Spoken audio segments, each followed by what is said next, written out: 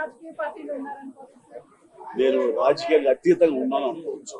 తర్వాత పిఠాపురానికి నేను వెళ్ళటం లేదని అది ముందించింది. ఇది మీడియాలో మీరు ఎందుకో స్పెక్యులేట్ చేశారు, అది మీరు పెంచి పోషించారు దానికి సమానం చెప్పాల్సిన అవసరం నాకు లేదు. నేను వెళ్ళటలేదు. బాబు మా కళ్యాణ్ బాబు దాన్ని రమ్మని ఎప్పుడూ కోరుకోలేదు. నా కంఫర్ట్ వదిలేస్తాడు. అండ్ తను బాగుండాలి, తన జీవితంలో అనుకుంది కోరి సాధించాలన్న అభిలషిస్తాను. నేను నాకు ఆశీస్సులు అందజేస్తాను. దానికి నేను తనతో పాటు నేను ఉన్నాను అని చెప్పేందుకు మొన్న ఒక వీడియో బయట ఇచ్చాను. అండ్ ఖచ్చితంగా మా తమ్ముడు యొక్క అభివృద్ధిని, మా తమ్ముడు రాజకీయంగా ఎదగటానికి ఎప్పుడు మా కుటుంబ సభ్యులు మేము మనస్ఫూర్తిగా మనసావాచ కోరుకుంటాం. నేను రాజకీయంగా అతీతంగా ఉన్నాను అనుకోవచ్చు.